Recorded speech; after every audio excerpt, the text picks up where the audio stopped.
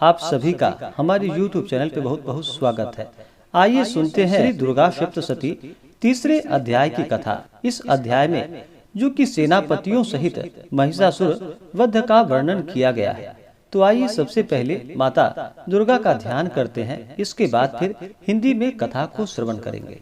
ओम उद्यत भानु सहस्त्र कांति मरुणा सौमां शिरो मालिकां रक्तालिप्त पयोधरां जपवटीं विद्यामभीतिं वरं हस्ताब्जै दधतीं त्रिनेत्र विलसत् वक्त्रारविन्दश्रियं देवीं बन्धहिमांशुरत्नमुकुटां वन्दे रविन्दस्थिताम्। ओम श्री दुर्गा दिव्यै नमः। तो बोलिए प्रेम से दुर्गा माता की जय। जगदम्बा के श्री अंगों की कांति उदय काल से सहस्त्रों सूर्यों के समान है। वे लाल रंग की रेशमी साड़ी पहने हुए, उनके गले में मुंड की माला शोभा पा रही है। दोनों स्तनों पर रक्त चंदन का लेप लगा है। वे अपने कर कमलों में जप की माला, विद्या और अभय तथा वर नामक मुद्राएं धारण किए हुए हैं। 3 नेत्रों से सुशोभित मुखारबिंद की बड़ी शोभा हो रही है। उनके मस्तक पर चंद्रमा के साथ ही रत्नमय मुकुट बंधा है तथा वे कमल के आसन पर विराजमान हैं। ऐसी देवी को मैं भक्ति पूर्वक प्रणाम करता हूँ। ऋषि कहते हैं कि चिक्षुर क्रोध में भरकर अंबिका देवी से युद्ध करने के लिए आगे बढ़ा। वह असुर रणभूमि में देवी के ऊपर इस प्रकार बाणों की वर्षा करने लगा जैसे बादल मेरुगिरी के शिखर पर पानी की धार बरसा रहा हो। तब देवी ने अपने बाणों से उसके बाण समूह को अनायास ही काटकर उसके घोड़ों और सारथी को मार डाला। साथ ही उसके धनुष तथा अत्यंत ऊंचा ध्वजा को भी तत्काल काटकर गिराया। धनुष कट जाने पर उसके अंगों को अपने बाणों से खींचकर डाला। धनुष कट जाने पर उसके अंगों को अपने बाणों से बींध डाला।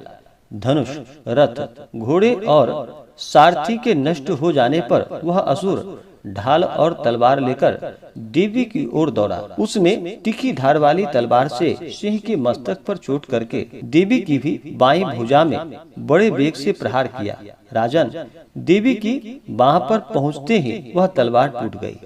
फिर तो क्रोध से लाल आंखें करके उस राक्षस ने शूल हाथ में ले लिया और उसे उस महादैत्य ने भगवती भद्रकाली के ऊपर चलाया। वह शूल आकाश से गिरते हुए सूर्य मंडल की भांति अपने तेज से प्रज्वलित हो उठा।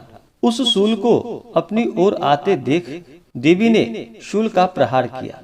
उससे राक्षस के शूल के सैकड़ों टुकड़े हो गए। साथ ही महादैत्य शिक्षुर की भी धज्जियां उड़ गई। वह प्राणों से हाथ धो बैठा।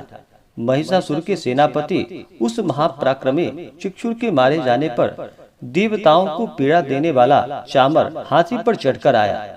उसने भी देवी के ऊपर शक्ति का प्रहार किया, किंतु जगदम्बा ने उसे अपने हुंकार से ही आहत एवं निष्प्रभ करके तत्काल पृथ्वी पर गिरा दिया। शक्ति टूटकर गिरी हुई देख चामर को बड़ा क्रोध हुआ। अब उसने शूल चलाया, किंतु देवी ने उसे भी अपने बाणों द्वारा काट डाला। इतने में ही देवी का सिंह उछलकर हाथी के मस्तक पर चढ़ बैठा और उस दैत्य के साथ खूब जोर लगाकर बाहु युद्ध करने लगा। वे दोनों लड़ते लड़ते हाथी से पृथ्वी पर आ गए और अत्यंत क्रोध में भरकर एक दूसरे पर बड़े भयंकर प्रहार करते हुए लड़ने लगे। तदंतर सिंह बड़े वेग से आकाश की ओर उछला और उधर से गिरते समय उसने पंजों की मार से चामर का सिर धड़ से अलग कर दिया। इस प्रकार उदग्र भी शिला और वृक्ष आदि की मार खाकर रणभूमि में देवी के हाथ से मारा गया तथा कराल भी दांतों, मुक्कों और थप्पड़ों की चोट से धराशायी हो गया। क्रोध में भरी हुई देवी ने गदा की चोट से उद्धत का कछुमर निकाल डाला। भिंदी पाल से वाशकलों तथा बाणों से ताम्र और अंधक को मौत के घाट उतार दिया। 3 नेत्रों वाली परमेश्वरी त्रिशूल से उग्रास्य उग्रवीर्य तथा महाहनु नामक दैत्यों को मार डाला। तलवार की चोट से विडाल के मस्तक को धड़ से काट गिराया। दुर्धर और दुर्मुख इन दोनों को भी अपने बाणों से यमलोक भेज दिया।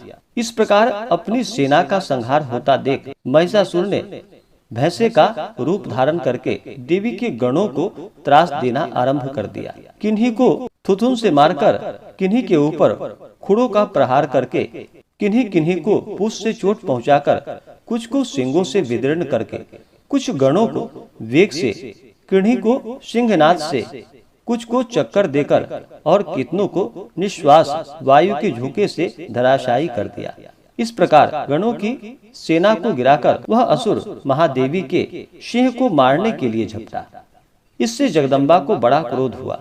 उधर महापराक्रमी महिषासुर भी क्रोध में भरकर धरती को खुरों से खोदने लगा तथा अपने सिंहों से ऊंचे ऊंचे पर्वतों को उठाकर फेंकने लगा और गरजने लगा।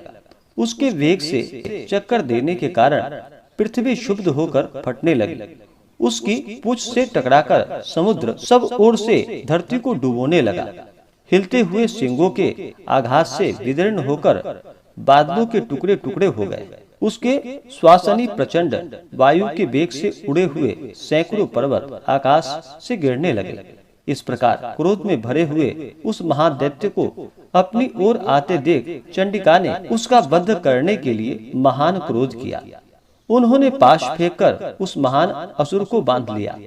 उस महासंग्राम में बंध जाने पर उसने भैंसे का रूप त्याग दिया और तत्काल सिंह के रूप में वह प्रकट हो गया। उस अवस्था में जगदम्बा ज्यों ही उसका मस्तक काटने के लिए उद्यत हुई, त्यों ही वह खड्गधारी पुरुष के रूप में दिखाई देने लगा। तब देवी ने तुरंत ही बाणों की वर्षा करके ढाल और तलवार के साथ उस पुरुष को भी बींध डाला। इतने में ही वह महान गजराज के रूप में परिणीत हो गया तथा अपनी सूंड से देवी के विशाल सिंह को खींचकर और गरजने लगा। खींचते समय देवी ने तलवार से उसकी सूंड काट डाली। तब उस महादैत्य ने पुनः भैंसे का शरीर धारण कर लिया और पहले की भांति चराचर प्राणियों सहित तीनों लोकों को व्याकुल करने लगा। तब क्रोध में भरी हुई जगन माता चंडिका बारंबार उत्तम मधु का पान करने और लाल आंखें करके हंसने लगी। उधर वह बल और पराक्रम में मद से उन्मत्त हुआ राक्षस गरजने लगा और अपने सिंगों से चंडिका के ऊपर पर्वतों को फेंकने लगा। उस समय देवी अपने बाणों के समूह से उसके फेंके हुए पर्वतों को चूर्ण करती हुई बोली। बोलते समय उनका मुख मधु के मद से लाल हो रहा था और वाणी लड़खड़ा रही थी। देवी ने कहा, ओ मूढ़, मैं जब तक मधु पीती हूँ तब तक तू क्षण भर के लिए खूब गरज ले। मेरे हाथ से यही तेरी मृत्यु हो जाने पर अब शीघ्र ही देवता भी गर्जना करेंगे। ऋषि कहते हैं, यूं कहकर देवी उछली और उस महादैत्य के ऊपर चढ़ गई। फिर अपने पैर से उसे दबाकर उन्होंने शूल से उसके कंठ में आघात किया। उनके पैर से दबा होने पर भी महिषासुर अपने मुख से दूसरे रूप में बाहर होने लगा। अभी आधे शरीर से ही वह बाहर निकल पाया था कि देवी ने अपने प्रभाव से उसे रोक दिया। आधा निकला होने पर भी वह महादैत्य देवी से युद्ध करने लगा। तब देवी ने बहुत बड़ी तलवार से उसका मस्तक काट गिराया। फिर तो हाहाकार करती हुई दैत्यों की सारी सेना भाग गई तथा संपूर्ण देवता अत्यंत प्रसन्न हो गए। देवताओं ने दिव्य महर्षियों के साथ दुर्गा देवी का स्तवन किया। गंधर्वराज गाने लगे तथा अप्सराएं नृत्य करने लगी। इस प्रकार मार्कंडेय पुराण में सावर्णिक मनमंत्र की कथा के अंतर्गत देवी महात्म्य में महिषासुर वध नामक तीसरा अध्याय पूरा हुआ। तो बोलिए प्रेम से माता दुर्गा जय जय। इसी प्रकार से आगे की अध्याय की कथा को सुनने के लिए हमारे इस चैनल पे अगर आप नए हैं तो चैनल को लाल बटन दबा करके सब्सक्राइब करें, साथ में बेल आइकन घंटी को दबाएं ताकि मेरे वीडियो का नोटिफिकेशन आपके पास सबसे पहले पहुंचे।